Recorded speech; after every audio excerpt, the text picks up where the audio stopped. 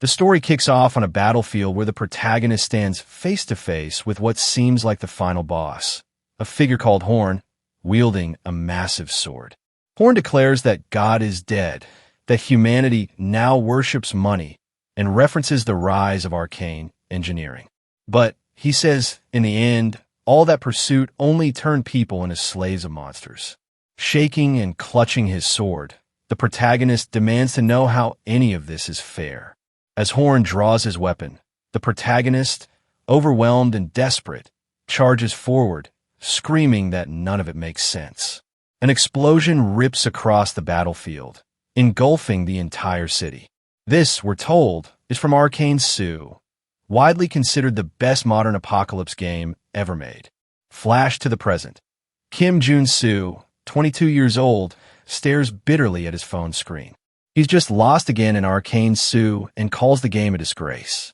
He complains aloud about how unfair it is, how a poor guy like him, who refuses to spend money, is supposed to win against rich players.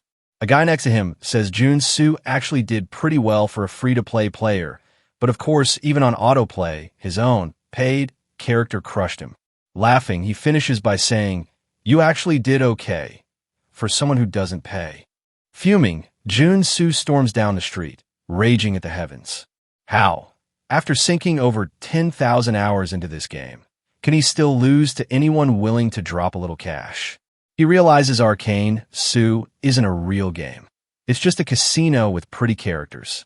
And yet, despite the anger, he can't resist. Like a true addict, he decides to do his daily free pull, just to see if maybe today will be different. And today is different. A platinum chest appears on his screen, glowing with an aura he's never seen before. Instantly, he knows he's pulled the SSR Celestial Demon, the rarest, most expensive character in the entire game. The odds of getting it for free? 0.00006%. In other words, basically impossible. Like winning the lottery. Overcome with excitement, Jun-soo throws himself into upgrading the Celestial Demon, sacrificing every free character he has to power it up. Luckily, with 10,000 hours of experience, he knows exactly what to do. No more getting steamrolled by the pay-to-win whales. This time, he's going to crush them. As he fuses all his characters into the Celestial Demon, he tosses his phone in the air, saying goodbye to his old character, Warrior Kim, named after himself, a real stroke of naming genius. But just as he celebrates, something strange happens. From the corner of his eye, he senses something off. This moment feels oddly familiar, like a scene he's read or dreamt about before. The next thing he knows, he's waking up, not in his room, but in a hospital bed. Groggy and disoriented, he tries to sit up. His whole body aches. Then he remembers the truck. He dodged, sort of, but it still hit him. As he struggles to make sense of everything, a nurse walks in and, with a cheerful smile, calls him Warrior Kim. She says she'll go get the doctor. Confused, Jun-soo checks his hospital file, and sure enough, it reads Warrior Kim. Is the staff insane? Are they fans of Arcane Sue messing with him?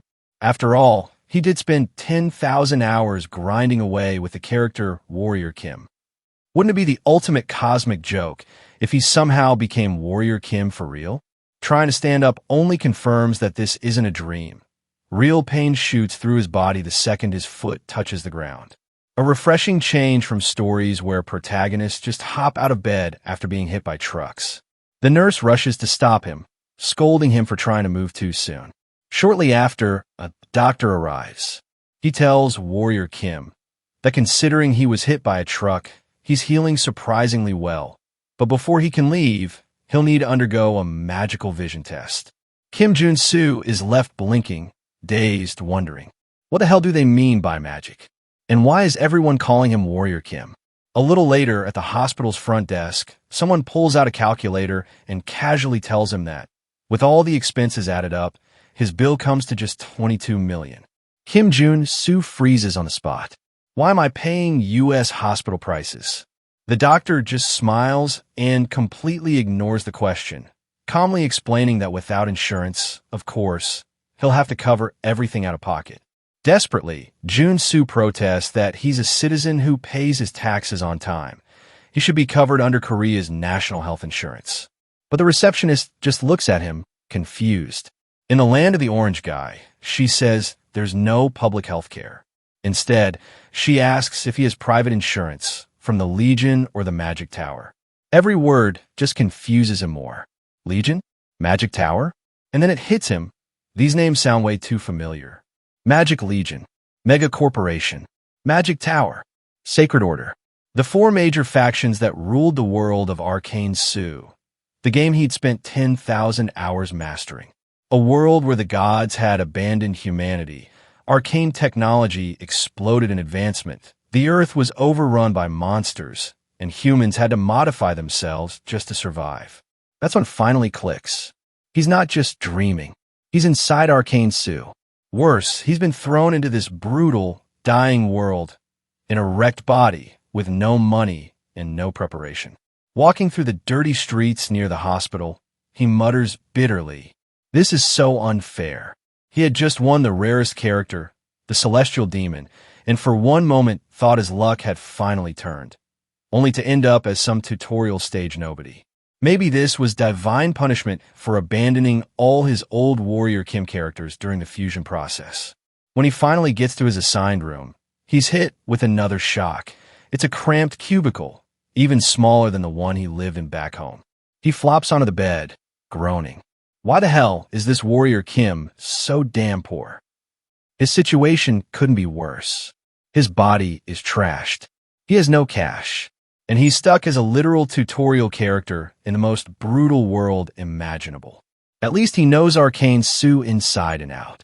The only problem is, very soon, nuclear wars will erupt, dimensional cracks will tear the world apart, ancient gods will invade, and everything will turn into a living nightmare. If he sits around doing nothing, he's dead. But then, like a true madman, he has a wild idea. Grabbing a pen, he grins to himself. Better to find out now than regret it later. Without hesitation, he stabs his own hand. The pain is immediate. He howls in agony. But then, the wound disappears. He bursts out laughing, ecstatic. I knew it. A notification pops up. New trait acquired. Wound recovery. This was it. This was the secret to Warrior Kim. In the game, Warrior Kim started out as the only character with no base traits. But if you work hard enough, you could earn any attribute manually. That was how Jun-soo had become one of the game's top players without ever spending money. 10,000 hours of grinding, improvising, and strategizing. Now that he's become Warrior Kim himself, he has the same advantage. He already healed from the accident. He can earn any trait he wants through sheer effort. He just needs to work his ass off. And he has no time to waste because in Arcane Sue, whether you're poor, unlucky, or cowardly, you die. Back at the start of the game, his ranking had been something pathetic, 100,689th place. But after years of relentless grinding, he had climbed all the way to rank 9, becoming one of the absolute top players, without spending a single cent. And he did it all using Warrior Kim. Already within a player zone, a neutral area for job-seeking players, a rugged, bearded man spots him and asks if it's his first time there. Jun-soo nods and says he's looking to join the mana purification business. Truth was, he needed money, and fast. Because in a gacha world like this, cash meant survival. The old man, introducing himself as Director Crow Xianyu, kicks his foot up onto the table and warns him, mana purification might sound fancy, but it's really just dungeon cleanup. Jun-soo nervously says he understands. Looking over his completely empty resume, Crow chuckles and comments on the lack of experience. But Jun-soo isn't worried. He knows full well that the job is absolute hell, and no one in their right mind wants it. That's exactly why they'll definitely hire him. Cleaning contaminated mana meant diving into dungeons and collecting the debris left by battles. Debris that leaked lethal levels of corrupted mana. Staying exposed for too long could mean death in seconds. But Jun-soo didn't flinch. Because if there's one thing he knows about Arcane Sue, if you don't risk everything, you don't survive.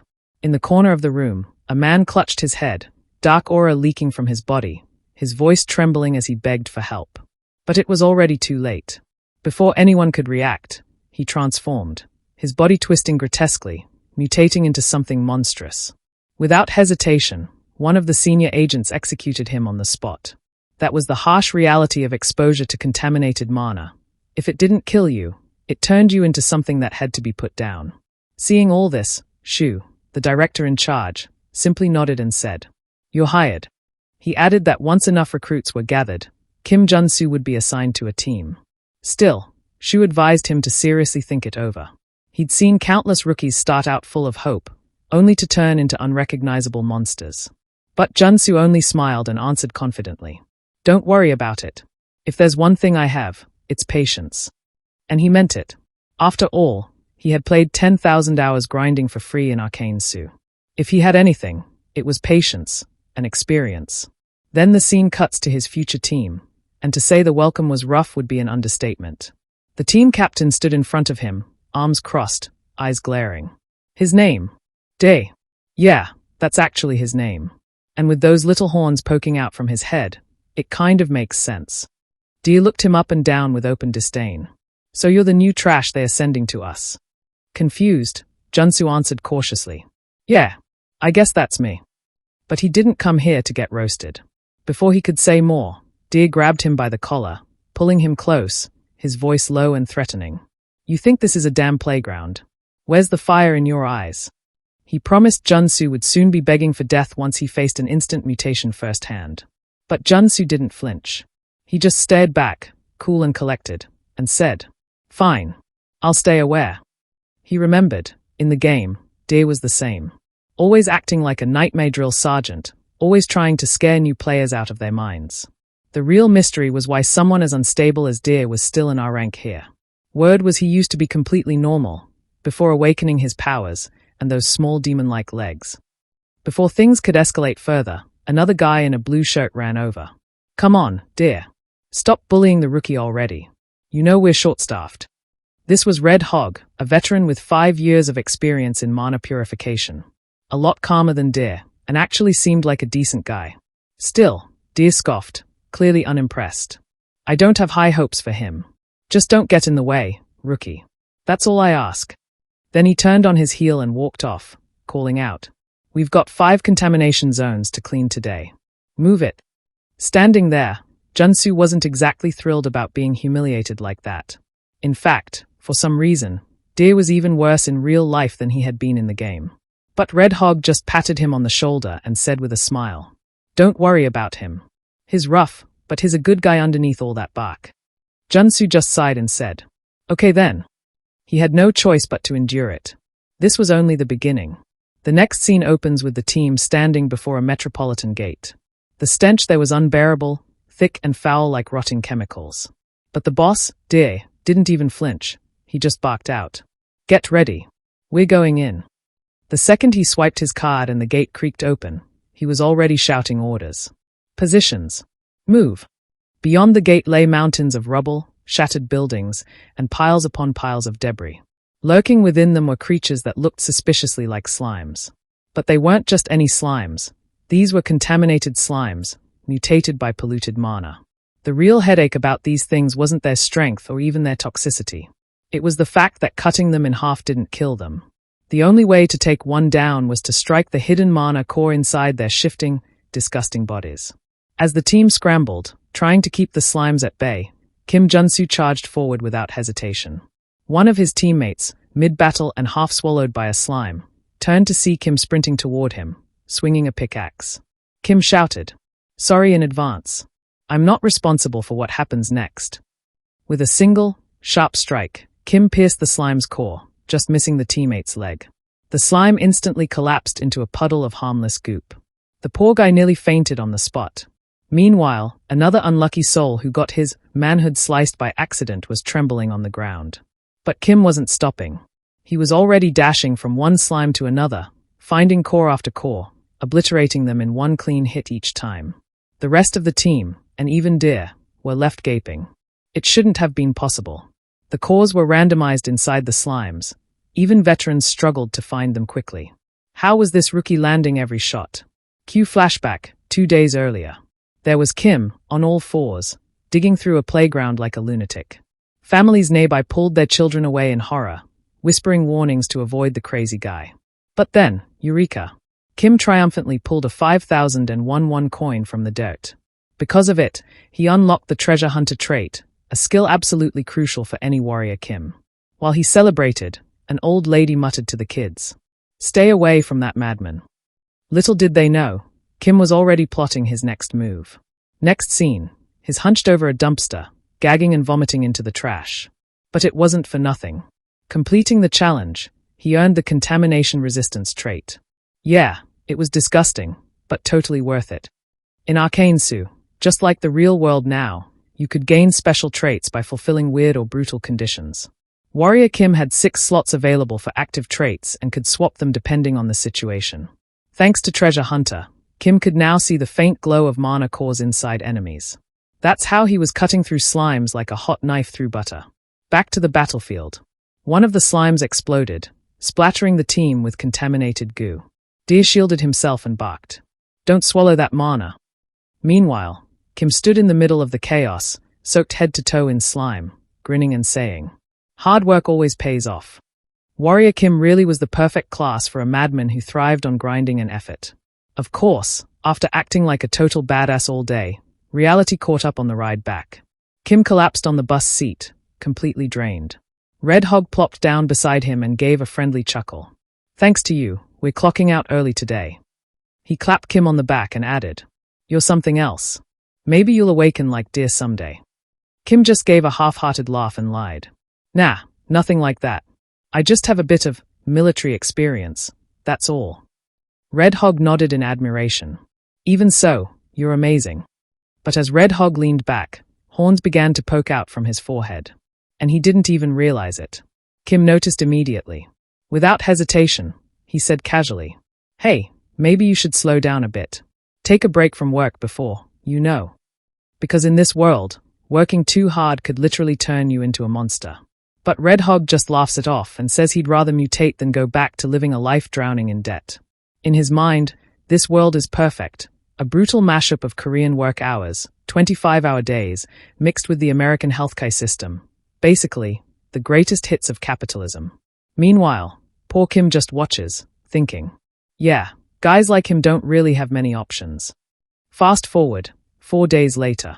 Once again, the cleanup job is done. Kim's the only one still standing, thanks to his poison resistance. Everyone else looks like they got run over by a truck. People are puking left and right. And sure enough, it looks like Red Hog is finally starting to mutate. Kim sighs. "I told you not to push yourself like that." That's when Deer appears behind him, smirking. He jokes, "Still full of energy, kid. Must be nice being so young." But Kim just gives a polite, humble answer. It's thanks to the team's hard work. Of course, internally he knows, it's 100% because of the traits. Deer plops down beside him, grumbling that he's dead tired. But before they can even catch their breath, a weird noise echoes through the site. They turn and see Red Hog wobbling, his body distorting unnaturally. The others rush over, trying to steady him, telling him to stay calm. "We're almost out of here, hang in there." But it's already too late. Red Hog's eyes glaze over, and in the blink of an eye, boom, an explosion rips through the area, knocking everyone flying. When Kim opens his eyes, the first thing he sees is a giant red foot stomping down hard onto the ground. His friend had completely mutated and lost all sanity. The saddest part about mutation, once it happens, there's no saving the person.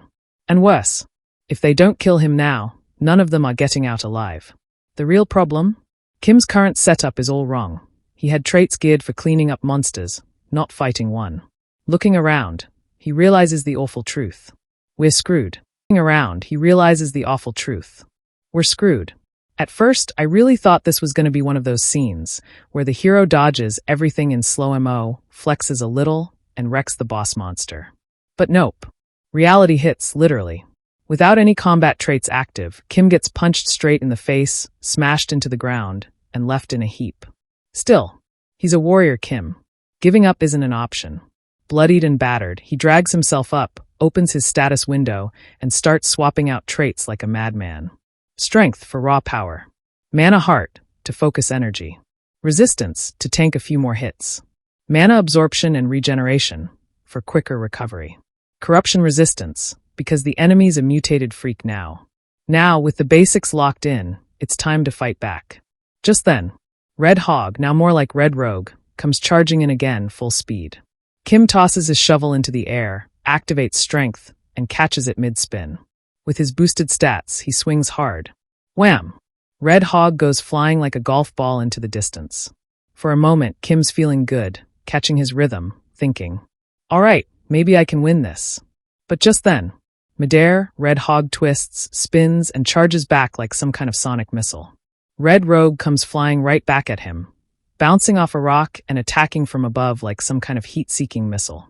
Kim Jun-soo just stares up, thinking, how the hell am I supposed to dodge that? The ground explodes on impact, and Red Rogue rolls to the side. Our boy somehow manages to tank it by activating his defense-boosting resistance trait, tenfold tougher. But even with that, damn, it still hurts like hell. Problem is, no time to breathe. If he hesitates even for a second, he's dead. Kim throws a flurry of punches, going full-on JoJo style, but new problem. The spikes all over Red Rogue's back. Even worse, the mutant fires them like arrows. No, not just one. A whole damn barrage. Kim gets shredded, bro. Even with his resistance, he's left a bloody mess, flat on the ground. But if there's one thing Warrior Kim has, it's perseverance. Full of holes, bleeding out, he forces himself back up and charges again, aiming for another punch. His hand. Yeah, it's mangled. Basically not even a hand anymore. Before he can do much, Red Rogue prepares another attack. Bam! Blows up Kim's arm. Come on, man. This is the first monster fight, and it's already like some final boss battle. Kim's lying there, thinking, being Warrior Kim ain't easy. As Red Rogue charges up a hammer strike to finish the job, the ground rips apart. And suddenly, we get a flashback. Kim's back in the old days, tapping away at his mobile phone, his Warrior Kim on screen, shouting, come at me. I'll win every time. Back then, playing was so easy. Just a few taps and the hunt started. He never once thought about what the characters might actually be feeling. Now, he realizes, it hurts like hell just to earn a mediocre trait. Snap back to reality. A blast of mana smacks him right in the face, sending him flying again. His body's impaled everywhere, but suddenly, he's jacked. He's unlocked the mutant muscle trait. Bro, it's like Trembolone is flowing through his veins now. Kim grits his teeth and says, I get it now. There's no winning without paying the price. Turns out, those reckless charges? They were part of the plan. He needed to have both mana heart and strength traits activated together to unlock this. And now it's go time. Red Rogue charges again. But this time, Kim blocks the attack clean with his arm. He strikes back hard, knocking the monster off balance, saying, that move won't work on me anymore. But Red Rogue isn't giving up either. He loads his fist with spikes and lands a brutal hit to Kim's chest. Now Kim's full of holes again. But wait, another evolution. His shredded body starts regenerating. He's awakened the mutant body trait. Kim actually thanks Red Rogue out loud, grinning and saying, you've helped me evolve a lot, buddy. The creature charges again, and the two lock hands, battling for dominance. Meanwhile, back on the ground, Deer finally starts to wake up. He looks around, stunned, watching the chaos unfold. He has no idea how Warrior Kim is even still alive, much less fighting on par with a full-blown mutant. The two beasts clash again. A massive shockwave blasts outward. Even with all these new traits, Kim's still at a disadvantage. Size-wise, he's close now, but not enough. The mutant roars, charging in again like a missile. Kim knows there's no way he can brute force this. There's only one move left. He activates his contamination resistance. Then, he uses delete. Bro, Deer's freaking out. Kim starts transforming, all weird and terrifying. His body turns blood red, his muscles explode with size. Symbols and pentagrams draw themselves across his body. He goes full demon mode. Mana gathers like crazy. He fires a giant laser blast straight at Red Rogue. Half the damn area gets vaporized. Deer's just lying there, trying to process what the hell he just saw. Meanwhile, Kim stands there, eyes glowing, breathing heavily, slowly glancing back over his shoulder. Deer is just lying there, mind blown, trying to process what he's seeing. Mutants fighting each other? That's not supposed to happen. The only way that could make sense is if Kim somehow transformed and still managed to keep his consciousness intact. At that moment, bro, he wasn't just Kim anymore. He was Mutant Warrior Kim.